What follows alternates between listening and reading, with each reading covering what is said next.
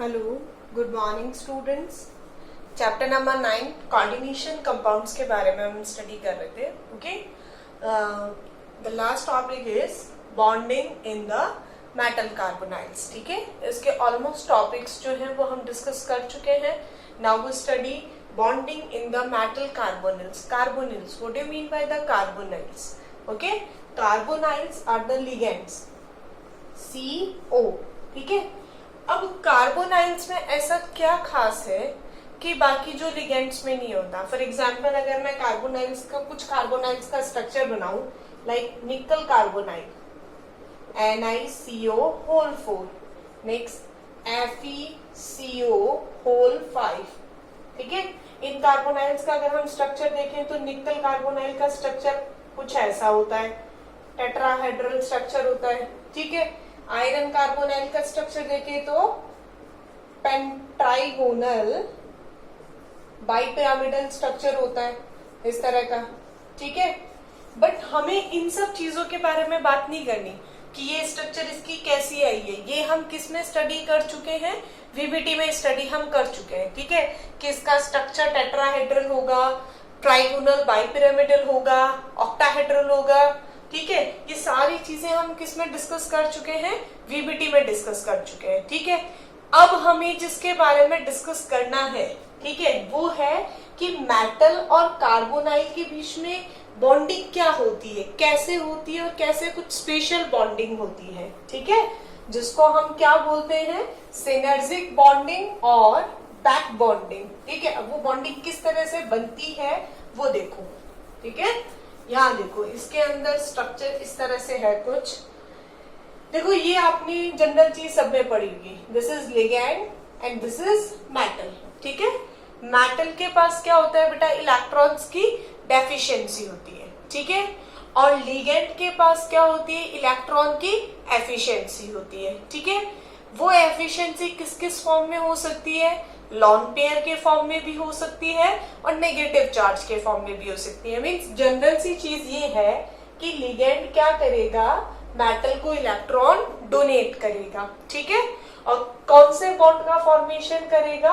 Coordination bond का formation करेगा। Clear?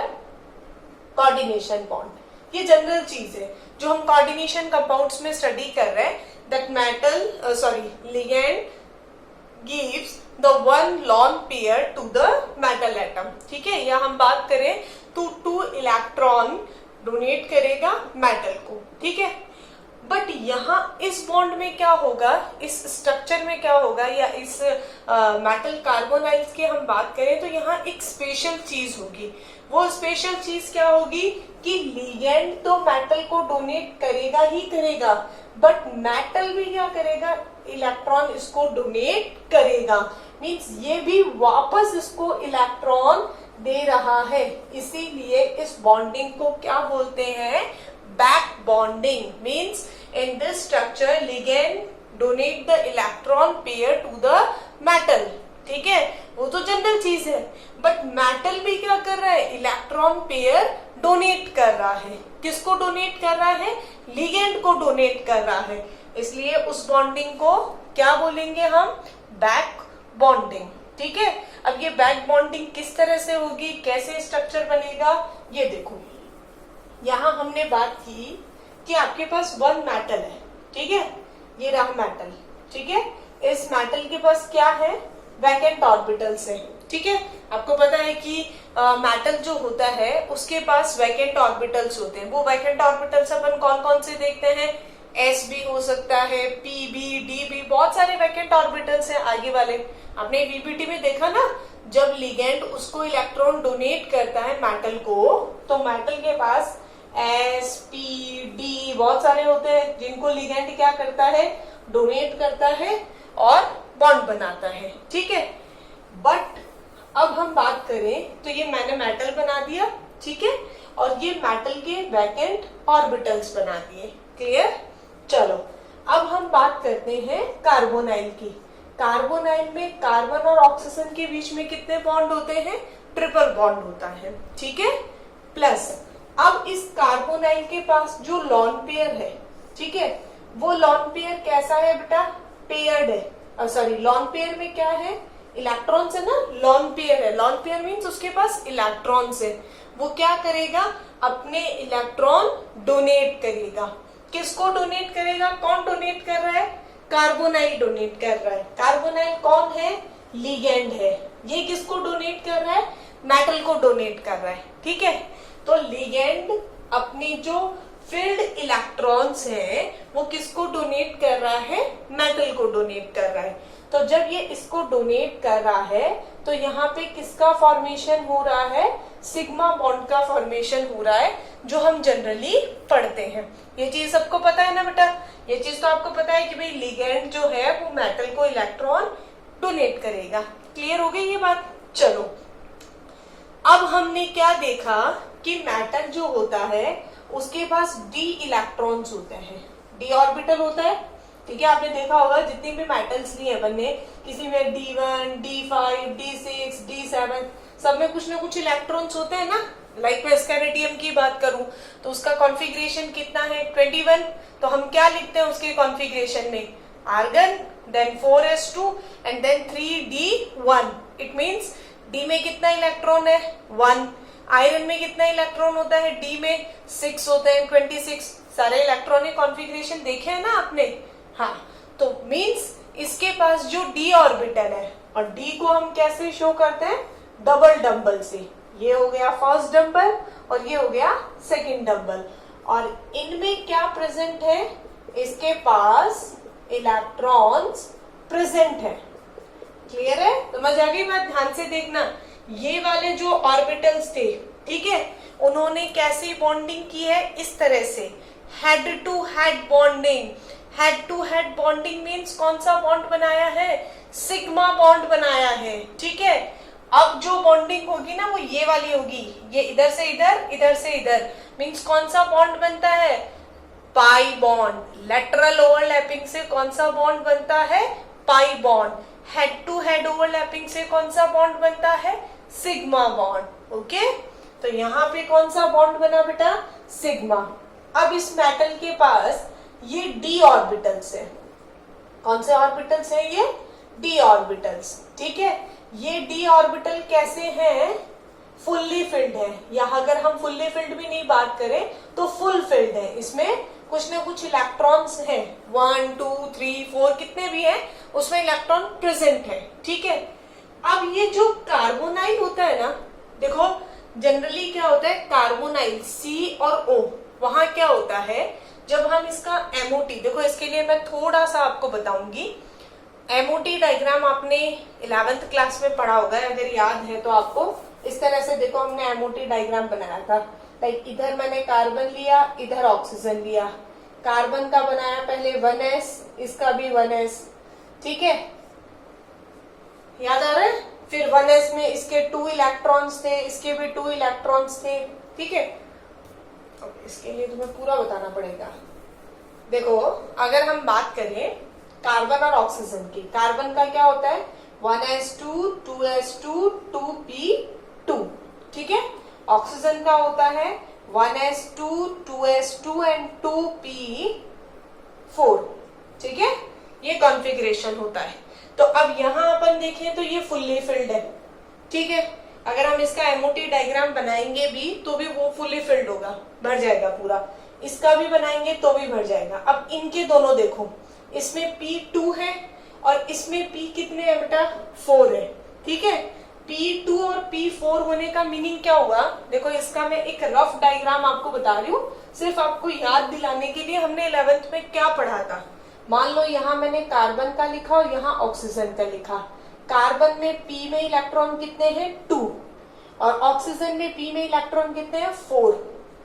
इस तरह से रिप्रेजेंट किया था। P के 3 ऑर्बिटल्स बनाए। अब यहाँ इसके 2 पार्ट किए थे अपन ने, एक थे एंटी बॉन्डिंग, एक थे बॉन्डिंग।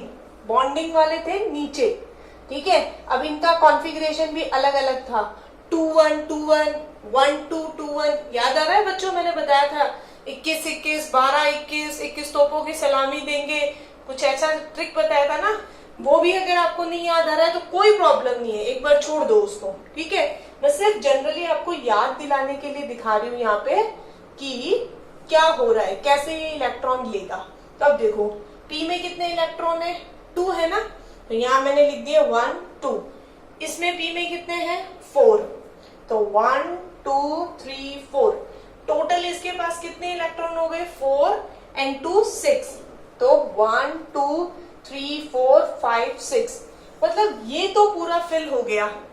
लेकिन जो ऊपर वाले ऑर्बिटल्स हैं जिनको हम बोलते हैं एंटी बॉन्डिंग, ऊपर वालों को हम क्या बोलते हैं, एंटी बॉन्डिंग, वो एंटी बॉन्डिंग इस कार्बोनाइल के केस में कैसा है, पूरा वैकेंट है, खाली है। मतलब अगर इसको कोई इलेक्ट्रॉन दे तो ये उन इलेक्ट्रॉन को क्या कर सकता है, ले सकता है। समझ में आई बात। मेरा जो मोटिव था ये इतना लंबा चौड़ा डायग्राम बनाने का, वो सिर्फ इतना ही था कि तुम्हें ये पता चले कि लिगेंड के पास जो लॉन पेयर है वो इलेक्ट्रॉन डोनेट कर रहा है और सिग्मा बॉन्ड बना रहा है, बट मेटल अपने इलेक्ट्रॉन जो लिगेंड को दे रहा है, तो लिगेंड के पास ऐसा क्या है या ऐसे कौन से ऑर्बिटल्स हैं जो उसके वैकेंट हैं और जहां से वो इलेक्ट्रॉन लेगा। तो जो कार्बोनाइल होता है उसके बॉन्डिंग इलेक्ट्रॉन्स तो फिल्ड होते हैं, भरे हुए होते हैं, लेकिन उसके एंटी बॉन्डिंग इलेक्ट्रॉन्स हैं वो कैसे होते हैं, वैकेंट होते हैं, खाली होते हैं। समझ में आई बात, ठीक है। तो ये जो एंटी बॉन्डिंग है, क्योंकि आप बुक में भी देखोगे वहां ये लिखा होगा एंटी बॉन्डिंग p ऑर्बिटल्स या एंटी बॉन्डिंग पाई ऑर्बिटल्स, ठीक है, क्योंकि ये पाई ऑर्बिटल्स ही है। क्योंकि अभी मैंने बताया ना कौन सी ओवरलैपिंग होगी, लेटरल ओवरलैपिंग होगी, साइड टू साइड वाली, ठीक है। ये तो हेड टू हेड हुई, तो कौन सा बॉन्ड बना, सिग्मा बॉन्ड। अभी इधर वाला और इधर वाला आपस में बॉन्ड बनाएगा, तो कैसा बॉन्ड बनेगा, पाई बॉन्ड बनेगा। लेकिन कैसे होंगे वो ऑर्बिटल, इसके ऑर्बिटल कौन से होंगे, एंटी बॉन्डिंग ऑर्बिटल्स होंगे। क्लियर है, ठीक है। चलो तो देखो यहाँ पे क्या किया हमने बनाया इसका CO जो है इसके ऑर्बिटल्स, ठीक है। अब इन ऑर्बिटल्स को हमने बनाया, और ये कैसे बनाए, देखो मैंने इनमें लाइनिंग नहीं की है। लाइनिंग नहीं करने का मीनिंग ये कैसे है, वैकेंट है, इनमें इलेक्ट्रॉन्स नहीं है, ठीक है।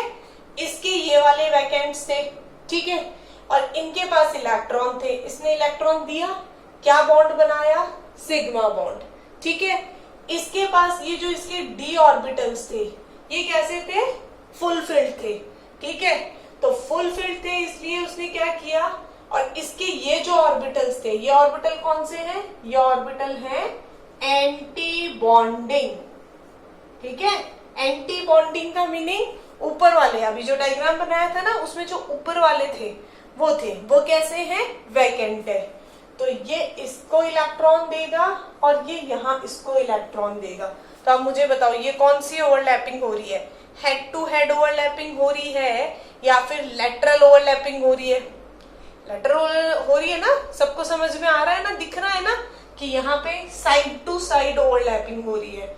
और साइड टू साइड ओवरलैपिंग को अपन कौन सा बॉन्ड बोलते हैं, पाई बॉन्ड बोलते हैं। क्लियर है।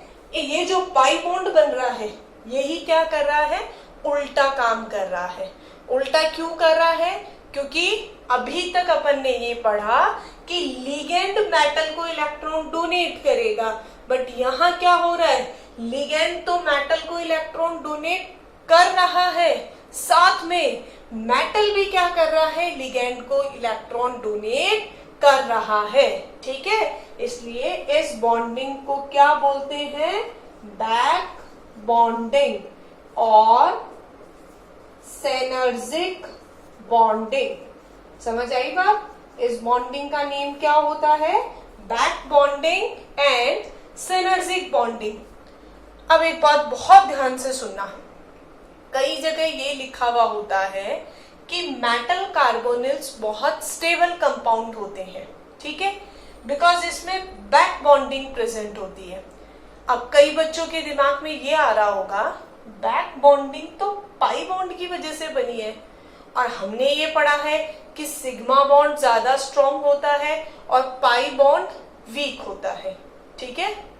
जो बच्चों ने ये सोचा है कि सिग्मा बॉन्ड ज्यादा स्ट्रांग होता है और पाई बॉन्ड वीक होता है, उनकी बात बिल्कुल सही है। और जो बुक में लिखा हुआ है कि कार्बोनाइल कंपाउंड्स जो होते हैं वो बहुत स्टेबल होते हैं, वो बात भी बिल्कुल सही है। ठीक है, अब इसका क्या रीजन है और क्या लॉजिक है इसके पीछे, ध्यान से सुनना। जनरली जितने भी मेटल कार्बोनाइल्स होते हैं उसमें सिर्फ एक ही बॉन्ड होता है, दैट इज सिग्मा बॉन्ड, जो कहां से कहां बन रहा है, लिगेंड से मेटल की तरफ बन रहा है। समझ आ गई बात? बट यहाँ क्या बन रहा है, यहाँ 2 बॉन्ड्स बन रहे हैं।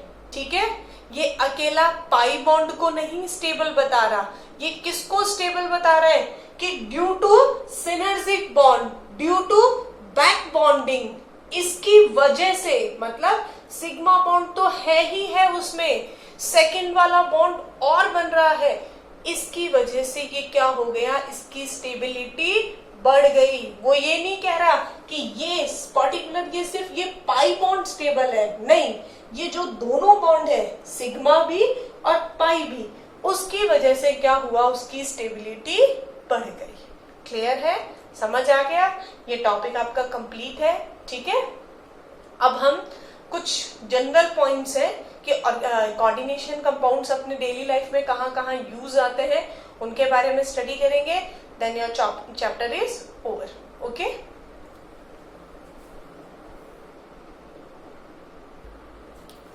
तो देखो बेटा, हम लास्ट टॉपिक के बारे में बात कर रहे थे कि जो कोऑर्डिनेशन कॉम्प्लेक्सेस हैं वो अपनी डेली लाइफ में क्या क्या यूज आते हैं। ठीक है, this is the last topic of this chapter. ठीक है, कि कोऑर्डिनेशन कॉम्प्लेक्सेस जो है वो कैसे अपनी डेली लाइफ में यूज आते हैं, क्या इंपॉर्टेंस है अपना डेली लाइफ जो है उसमें उनका। तो फर्स्ट देखो कि मेडिकल फील्ड के अंदर कोऑर्डिनेशन कंपाउंड कैसे यूज आते हैं। तो फर्स्ट एक कॉम्प्लेक्स होता है दैट इज सिस प्लेटिंग। ठीक है, उसका फॉर्मूला होता है PTNH3 का होल ट्वाइस एंड Cl2। ठीक है, इसके 2 फॉर्म्स होते हैं, सिस और ट्रांस। आपने पढ़ा होगा ना सिस ट्रांस, तो वैसे इसका जो सिस फॉर्म होता है ये कॉम्प्लेक्स, ठीक है, ये जो सिस प्लेटिंग होता है ये यूज आता है जो कैंसर डिजीज है उसके ट्रीटमेंट में ये यूज आता है। क्लियर? तो कोऑर्डिनेशन कॉम्प्लेक्स ही हुआ ना ये। और कोऑर्डिनेशन कॉम्प्लेक्स ने क्या किया, वो मेडिकल जो फील्ड है या जो डिफरेंट टाइप के जो डिजीज है, लाइक जैसे कैंसर डिजीज है, तो उसमें वो मेडिसिन यूज आ रही है। क्लियर है? ठीक है। सेकंड देखो, एक कॉम्प्लेक्स होता है EDTA। EDTA के जो कॉम्प्लेक्स होते हैं सोडियम के साथ, वो लेड पॉइजनिंग, एक लेड जो मेटल होती है, जो पॉइजनस मेटल होती है, वो कुछ अगर जो डिफरेंट टाइप के जो ह्यूमन बींग्स हैं, जो डिफरेंट टाइप के जो जगह काम करते हैं, वहां पे जो इनकी जो फैक्ट्रीज वगैरह होती हैं लेड की या फिर और मरकरी की, तो उन जो फैक्ट्रीज वगैरह में जो वर्कर्स होते हैं, जो काम करते हैं, तो उनमें वहां उसकी इम्प्योरिटी उनकी बॉडी में स्टोर हो जाती है। ठीक है, तो वो जो इम्प्योरिटी है उसको हटाने के लिए, वो जो उसकी जो पॉइजनिंग है उसको कम करने के लिए भी कोऑर्डिनेशन कॉम्प्लेक्स यूज आता है, जो किसका होता है, EDTA का होता है। EDTA आपका सबका पढ़ा हुआ होगा, एक मैंने पॉलीडेंटेट लिगेंड बताया था। ठीक है, नेक्स्ट देखो, कॉपर और आयरन जो होता है, ठीक है, उसका जब एक्सेस हो जाता है हमारी बॉडी में, वो जब एक्सेस अमाउंट में आ जाता है, तो वो भी हमारी बॉडी के लिए क्या होता है, हार्मफुल होता है। तो उसके लिए भी डिफरेंट टाइप के जो चिलेट लिगेंड्स होते हैं वो यूज आते हैं। क्लियर? तो जनरली ये वाला जो है, जो सिस प्लेटिंग वाला है, ये बहुत ज्यादा इंपॉर्टेंट है, बहुत कंपटीशन एग्जाम्स में भी और बोर्ड एग्जाम में भी इसके बारे में पूछा जाता है। ठीक है, कि ऐसे कौन सी मेडिसिन है या ऐसा कोऑर्डिनेशन कॉम्प्लेक्स कौन सा है जो कैंसर के ट्रीटमेंट में यूज आता है। So that is sis plating. Clear? इसके अलावा देखो, बायोलॉजिकल जो सिस्टम होता है वहां भी कोऑर्डिनेशन कॉम्प्लेक्स यूज आते हैं। फॉर एग्जाम्पल हीमोग्लोबिन, सबने नाम सुना होगा। हमारी बॉडी जो है उसमें जो ब्लड होता है, उस ब्लड के अंदर एक सब्सटेंस होता है दैट इज हीमोग्लोबिन। उसके 2 काम होते हैं, मेन 2 फंक्शंस होते हैं उसके। फर्स्ट फंक्शन, वो एक पिगमेंट की तरह वर्क करता है, मीन्स वो जो ब्लड है उसको कलर प्रोवाइड कर रहा है। ठीक है। सेकेंड उसका वर्क होता है कि वो ऑक्सीजन कैरियर होता है। हमारी बॉडी के अंदर जो ऑक्सीजन का जो ट्रांसफर का काम है या जो कैरियर है, वो ऑक्सीजन को सर्कुलेट करने का जो काम है वो कौन करता है? हीमोग्लोबिन।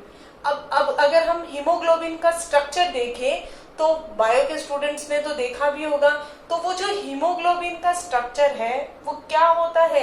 एक कोऑर्डिनेशन कॉम्प्लेक्स ही है। और वो किसका कोऑर्डिनेशन कॉम्प्लेक्स होता है? आयरन का कोऑर्डिनेशन कॉम्प्लेक्स होता है। क्लियर?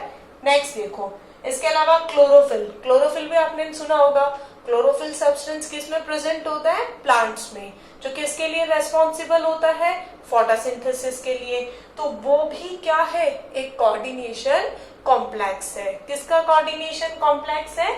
मैग्नीशियम का कोऑर्डिनेशन कॉम्प्लेक्स है। क्लियर है सबको? नेक्स्ट देखो, विटामिन B12। विटामिन B12 भी आपने देखा होगा, अगर हमारे अंदर विटामिन B12 की कमी हो जाती है, उसकी डेफिशिएंसी हो जाएगी, तो डिफरेंट टाइप की डिजीज, जिसको एनीमिया डिजीज बोलते हैं, वो हो जाती है। तो वो भी क्या है? एक कॉम्प्लेक्स है कोबाल्ट का। तो ये सब कोऑर्डिनेशन कॉम्प्लेक्सेस है। ठीक है? इसके अलावा जो वाटर प्यूरिफिकेशन होता है उसमें भी क्या होता है? EDTA यूज आता है। EDTA के जो कॉम्प्लेक्सेस होते हैं वो वाटर प्यूरिफाई करने में यूज आते हैं। ठीक है? फोटोग्राफी में भी कॉम्प्लेक्सेस जो होते हैं वो यूज आते हैं। कैटालिसिस में भी आपने देखा होगा कि डिफरेंट टाइप के जो कॉम्प्लेक्स है वो एज ए कैटलिस्ट बिहेवियर करते हैं, कैटलिस्ट की तरह बिहेव करते हैं। ठीक है? मेटलर्जिकल जो सेपरेशन है, अब चैप्टर नहीं है ये आपके, लेकिन फिर भी आपने देखा होगा चैप्टर नंबर 6 जो मैम ने पढ़ाया था, जो अपन ने उनका प्यूरिफिकेशन देखा था, एक्सट्रैक्शन एंड प्यूरिफिकेशन देखा था मेटल्स का, तो वहां आपने देखा होगा कि बहुत सारे कोऑर्डिनेशन कॉम्प्लेक्स बनते हैं। ठीक है? तो ये जो कोऑर्डिनेशन कॉम्प्लेक्स है, तो मेटलिक जो सेपरेशन है, ठीक है, मेटलर्जिकल जो सेपरेशन है, मेटल्स का अपन सेपरेशन करते हैं उनके ओर्स वगैरह से, तो वो सब जो है उनके मिनरल से, वो सब कौन से कंपाउंड के थ्रू होता है? कोऑर्डिनेशन कंपाउंड्स के थ्रू ही होता है। क्लियर है? अगर अब भी इसके बाद भी अगर आपको कोऑर्डिनेशन, देखो ये चैप्टर बहुत लंबे टाइम से चल रहा है और मैंने इसलिए बहुत धीरे धीरे पढ़ाया है ताकि ये चैप्टर अच्छे से आपको समझ आ जाए। फिर भी अगर आपको कोई डाउट हो तो प्लीज मुझे कॉल कर लेना या पूछ लेना या कमेंट सेक्शन में लिख देना, जो भी आपको सुटेबल लगे, जो मेथड भी, वो आप पूछ के और इसको क्लियर करना। ओके? नेक्स्ट चैप्टर अपन स्टार्ट करेंगे, chapter number 12, aldehyde, ketone and acid.